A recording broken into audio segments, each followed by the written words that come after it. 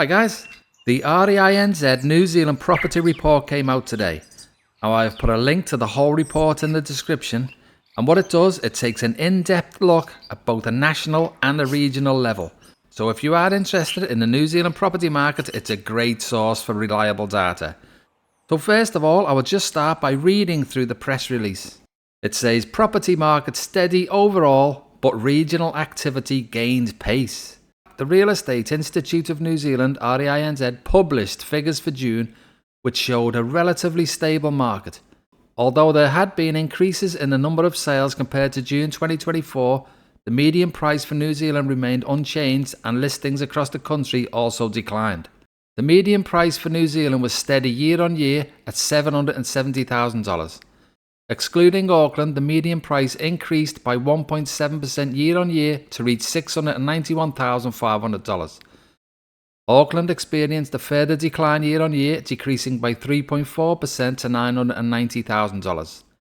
10 out of the 16 regions reported an increase in median price compared to June 2024.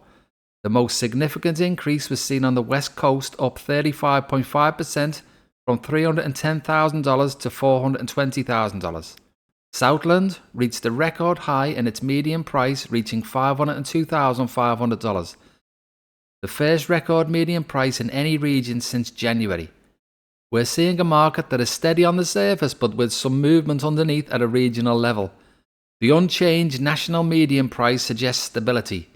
Yet this reflects contrasting regional dynamics, with some areas experiencing renewed growth year on year.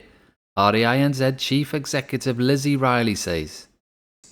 The number of properties sold across the country increased by 20.3% year on year, increasing from 4,877 to 5,865. When excluding Auckland, sales increased by 21.4% from 3,371 to 4,091.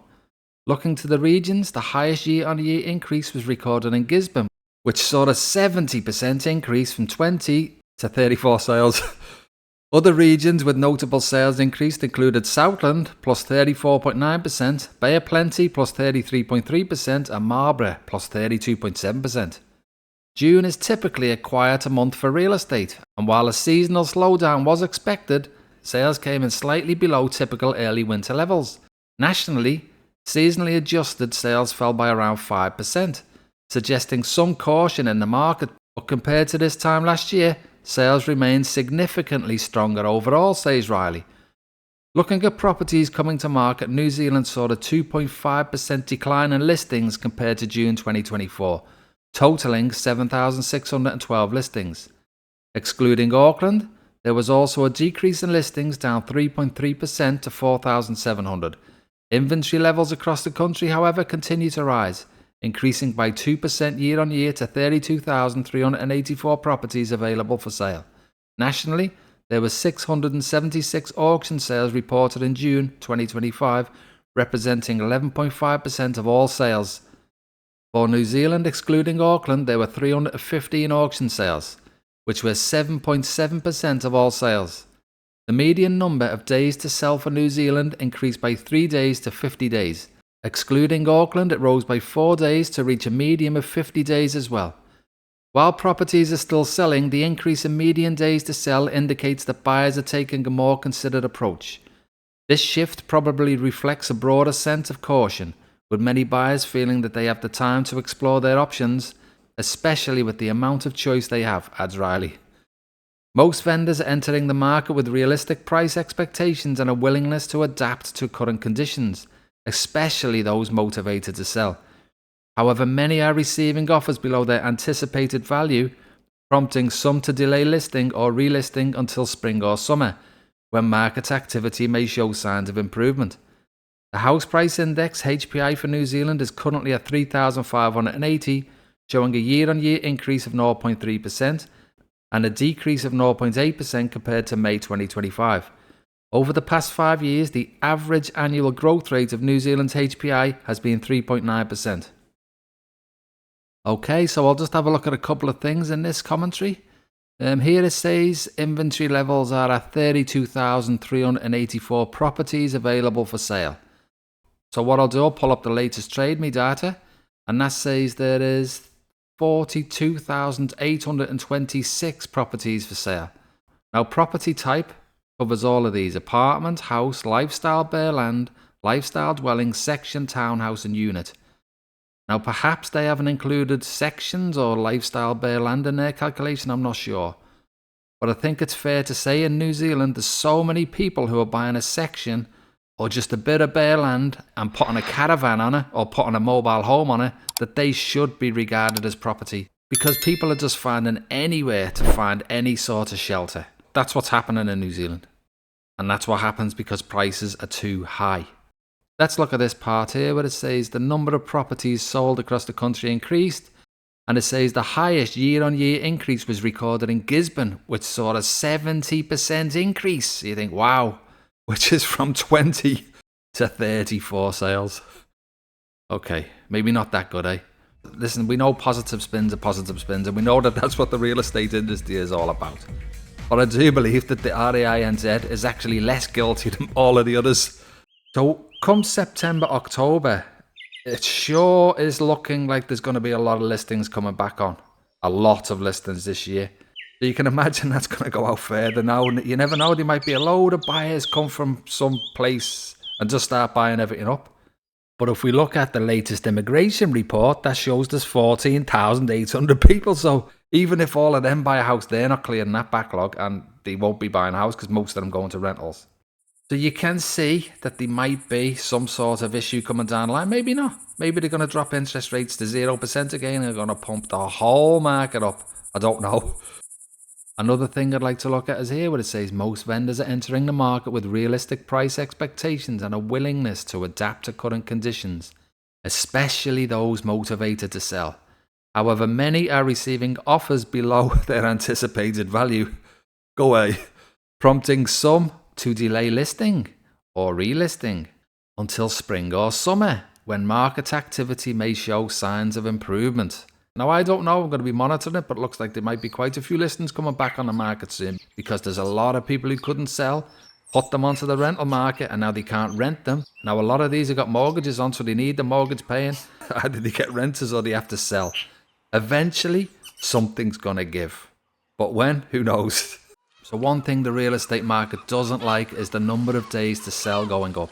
What they want to do normally is just get a listing and sell it as soon as possible. Now, when the number of days are going up year on year, that's a bad sign for them. And what happens is properties that have been listed for a long time, nobody looks at them.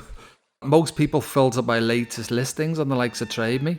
That's why just lately I've seen a lot of listings that have been on for a year or even 2 years coming back on now, being relisted and coming up in the latest listings section. It's sad to see, really, and it actually should be highlighted somewhere that this has been relisted, because people get conned. People think, oh, this has just come on the market, but it's been sitting on the market for years. So if you are thinking of buying a property, make sure you inquire to the agent and say, how long has this property been listed for, please? Not just with you, or not just this current listing, but how long has this house been on the market? And that'll give you a good indication of whether the property is worth buying or not. So this shows here the annual median price changes, and you see that some have gone up and some have gone down.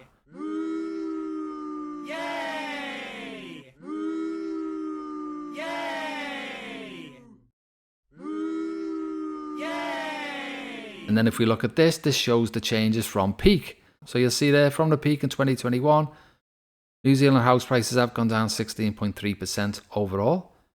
And you'll see New Zealand excluding Auckland has gone down 12.2%. Northland's gone down 14.5%. Auckland is down 22.3%. Waikato is down 13.7%.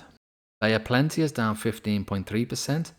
Gisborne Hawke's Bay is down minus 16.1%. Manawatu Wanganui is down 17.8%. Taranaki is down 5.3%. Wellington is down 25.6%. Tasman, Nelson, Marlborough and West Coast are down 9.2%. Canterbury is down 4.1%. Otago is down 1.7%. And Southland is down 3.6%. Now what they say is the fish starts rotting at the head first. Now look at that. Right up the top, Northland, rotten. Auckland, rotten. Waikato, rotten. Bay of Plenty, rotten. Ooh. Gisborne, rotten. Manawatu, Wanganui, rotten. Oh, Taranaki's not that rotten. Wellington, worse than rotten. Tasman's starting to rot. Canterbury's only just tinily rotting. Otago, hardly rotten. Southland, hardly rotten at all. Now you just wait down them south parts. You just wait and see what happens. It's not guaranteed. It might not happen. But when you look at the number of properties listed in them small towns and how much they're asking, there's something not right there. Maybe it'll hang on. Who knows? Let's just see, eh? Now, before I go, guys, I just want to show you this chart. Now, this chart was taken from the REINZ monthly HPI report for June. Now, I've also put a link to this in the description. Now, just look at the chart. So we can see here this totally manipulated rise. Now, that was from COVID. That was from Adrian Orr dropping the interest rates to near zero and removing LVR restrictions. We all know what happened. And we had Jacinda in who was saying she just wanted house prices to slowly rise after going up 30%. So then what happened is 2022 reality kicks back in. People start saying, oh, this is actually too high. Interest rates start going up. House prices start coming down a bit. Now, house prices should have shot right back down to where they were in 2019 because there was no reason for them to go up like they did. Now, the only thing that's keeping them afloat now is all of the people who are selling are in absolute denial. They seen their house price go to 2021 prices at some point and now they think that their house price is worth that. But it's not. The reality is that market was completely manipulated. And anyone who bought at the top there, unfortunately for them, they have been trapped completely. Now, if you look at this, house prices have been trying to hang on. They've been going down and up and then down and up. And then even though interest rates have been coming down, house prices haven't been going up again. What's been happening is the number of listings has been growing and growing and growing and growing because vendors cannot accept that reality that the house is not worth 2021 prices. But when I look at this chart, I basically see, like, imagine this was a ship here. Pirate ship, and there's the plank there. Say more listings come on here, the more the plank starts dropping and dropping and dropping. The only thing that can stop this board falling is interest rates can push this back up. Immigration can push it back up. Boost in the economic environment could push this back up if everyone became richer. And besides that, what else is going to push that back up, guys? So I think this reality is still got to kick in New Zealand. I know the governments will try everything eventually, but I think they're out of ammunition personally. I mean, they really need to get rid of the accommodation supplement soon. They know that because they haven't got enough money. And they also have to stop giving tax breaks to landlords. So imagine that. Imagine what that would do to the plank. So yeah, guys, I can't see how this goes back up again.